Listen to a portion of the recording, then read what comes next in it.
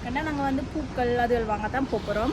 ஆனால் வந்து லேண்டி வந்து என்ன சொல்கிறது, ஒரு பண்ணையிலேருந்து பண்ணைன்றது என்ன பண்ணை தான் பண்ணைக்கடைன்னு சொல்லியிருந்தேன். இதில் வந்து ஊர் முட்டை, ஊர் வெங்காயம், ஊர் உருளைக்கிழங்கு, ஊர் தக்காளி பழம் எல்லாம் ஊரில் இருந்து எடுப்பேங்க. அந்த விவசாயத்திலிருந்து வாங்குவோமே அதே மாதிரி தான், அதை தான் பண்ணைக்கடைன்னு சொல்லுவோம். இல்லாமல் இயற்கை உரம் போட்டு செஞ்ச மரக்கறி தான் இது. எங்கள் ஊரில் நாங்கள் விவசாயத்தை வாங்குறோமே இங்கே வந்து வாங்குற கடை தான் இது. எல்லாம் பியோன்னு சொல்லுவாங்க. அதே மாதிரி பால்கள், ஜோல்கள், கேசி எல்லாம் இருக்குது. அதே மாதிரி இறைச்சி வகைகள், காய வச்ச வத்தல் அதுகள் எல்லாம் இருக்குங்க. நீங்கள் அதையும் வந்து இங்கே வாங்கலாம்ல. நான் காட்டுறேன், நீங்கள் வந்து வாங்குற வசதி இருக்க மாதிரியா நான் காட்டுறேன்.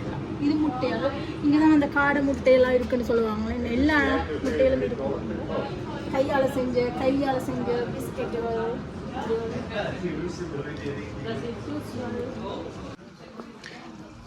இங்கே சும்மா காட்டுற சுற்றி என்ன வாங்குறேன்னு எனக்கு தெரியலை, சும்மா சுற்றி காட்டுறேன்.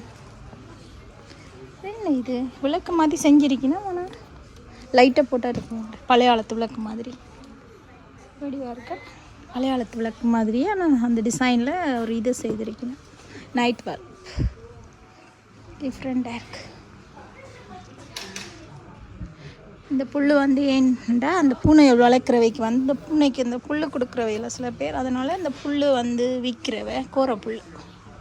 இந்த பூனை ஐட்டங்கள் இருக்கிற சாப்பாடு இருக்கிற இடத்துல தான் இதை வச்சிருக்கணும் வேண்டாம். இந்த பூனை வந்து இந்த புல்லை சாப்பிட்றது கூடுதலாக.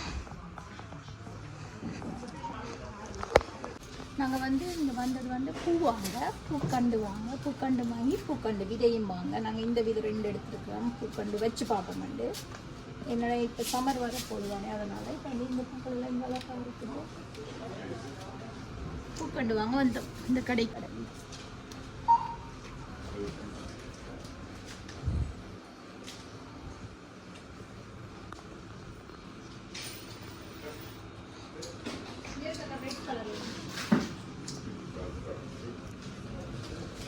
இதில் ரெட் கலரில் இருக்குது, அங்கால பிங்க் கலர், ஒயிட் கலர், எல்லா கலர்லையும் இருக்குது. இது வடி இது நாங்கள் கூடுதலாக ஸ்ரீலங்காவில் இருக்கிற இந்த பூ எல்லா வீட்டிலையும் கூடுதலாக இருக்கிறது.